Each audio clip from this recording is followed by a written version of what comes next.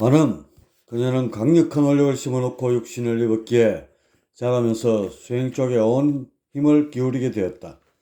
하지만 이미 전신이 되어 있었던 터라 그 이상의 경지에 오르기란 여간 어려운 일이 아니었다. 대각, 그것은 잡힐 듯 하면서도 잡히지 않는 바람 같고 구름 같은 것이었다. 애초부터 수행의 궁극은 그공과 같아지는 것이 아니던가. 비고 또 비워서 그 어떤 머무름도 없을 때 채워지는 것이 허공이다. 그렇게 일정한 경지에 이르러서는 득도를 이루겠다는 원력마저 버려야 한다. 그러니 이제 이게 그리 만만한 일일 수는 없는 것이다. 관음은 끊임없이 수행에 매진했건만 좀체 깨달음이란 것을 얻을 수 없었고 늘 전신의 위치에서 모습만을 바꾸면서 왔다 갔다 하였다. 그러는 동안 벌써 수백만 년이 훌쩍 지났고 그녀는 깊은 좌절에 빠지지 않을 수 없었다. 이런 그녀의 암담함에 한 줄기 힘을 던지는 소식이 날아들었으니 그건 흑토천이라는 곳에서 부처가 출세하여 서방 정토를 세우고 있다는 것이었다. 불도라. 모든 수행이 선도 위주로 짜여있던 시절에 전혀 새로운 수행법이 등장하였고 그것은 관음의 온몸을 후끈 달아오르게 하기에 충분했다. 길이 없어 절망하던 터라 새로운 길은 희망으로 다가왔다. 그녀는 곧바로 미타천으로 넘어갔고 불제자가 되는데 주저하지 않았다. 관음은 당시 sak을 틔우고 있던 대성과 소성을 보면서 만감이 교차했다. 수행의 본질을 보는 것 같아 한참 동안이나 그것에 골몰해 봤고 특히 대성은 그녀의 원력과 여러 면에서 맥락을 같이 하기에 보다 관심이 쏠리기도 했다. 몇천 년이 지나면서 마침내 관음은 자신의 원력을 이룰 수 있는 북방을 찾아냈다. 그것은 다름 아닌 여성이 지닌 한계, 즉 모성에 있었다. 모성을 이용한 득도의 방법, 이름하여 보살도라는 새로운 형태의 수행법을 세우게 된 것이다. 모성을 잠시 다른 각도에서 살펴보자. 그것은 사실 생명이 처음 발생할 때부터 생겨났다. 생명의 코드인 DNA는 두 가지 형태로 만들 수 있다. 하나는 원 모양이고 다른 하나는 띠 모양이다. 전자는 세포가 분열되어도 DNA가 손상되지 않지만 후자는 세포가 분열될 때마다 DNA의 끝부분이 조금씩 닳아 짧아지게 된다. 이렇게 DNA가 줄어들다 보면 세포 분열이 멈추어 죽음에 이르게 된다. 따라서 불로장생하려면 전자의 경우처럼 원형의 DNA를 선택하면 된다. 대장균은 뒤도 돌아보지 않고 이것을 택했다.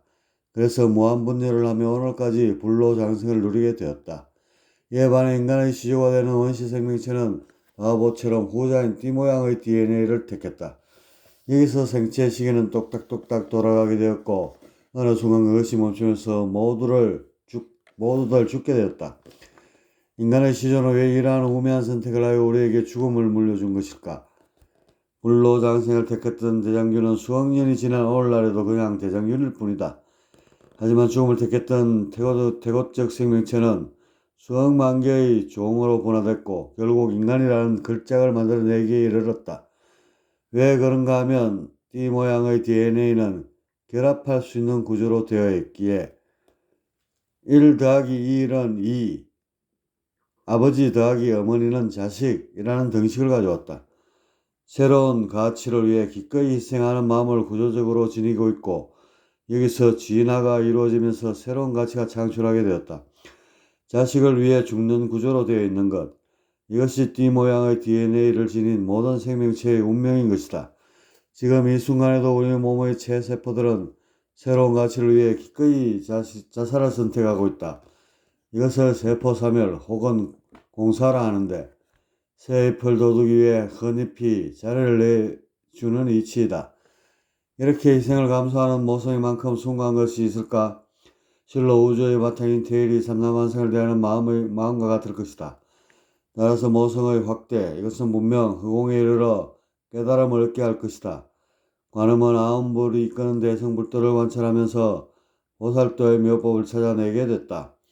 그리고 얼마 지나지 않아 다시금 윤회하게 되는데 이는 여성의 몸으로서 성불에 이르는 길을 직접 증명하고자 함이었다. 여성의 몸을 입고 태어난 관음.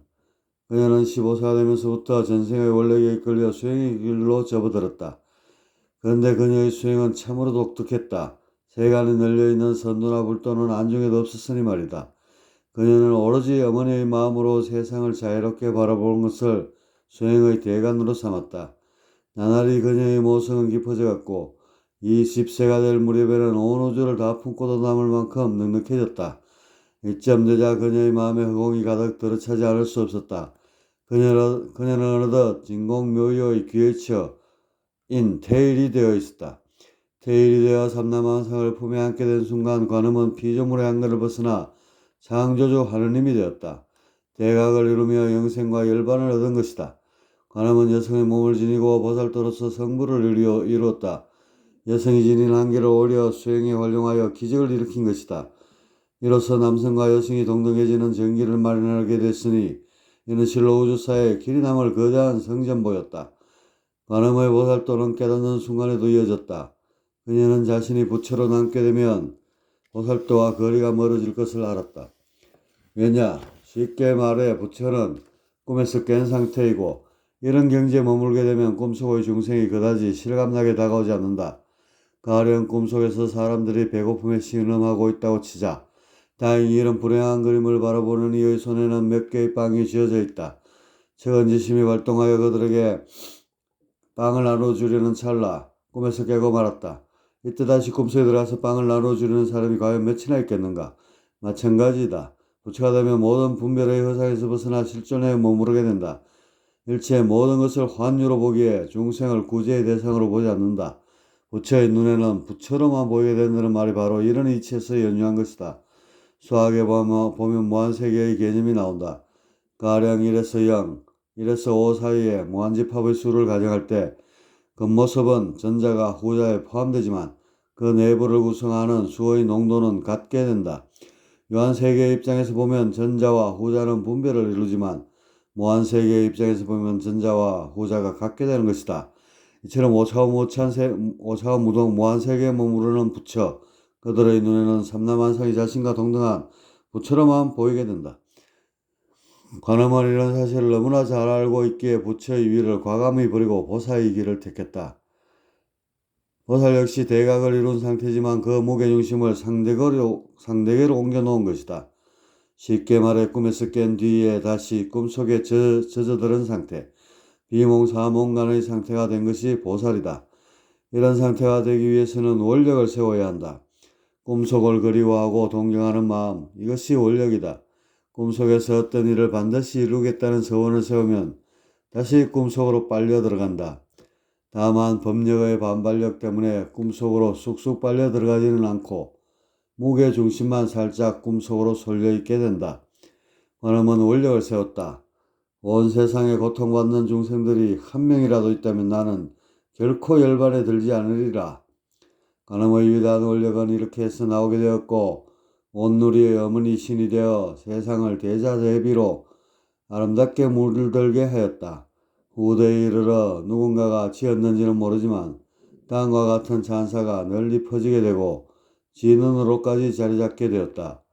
대비성신 관음보살, 천수천안 관자재보살, 사무외존 관은세멸신, 보살도의 효시는 분명 현녀이다.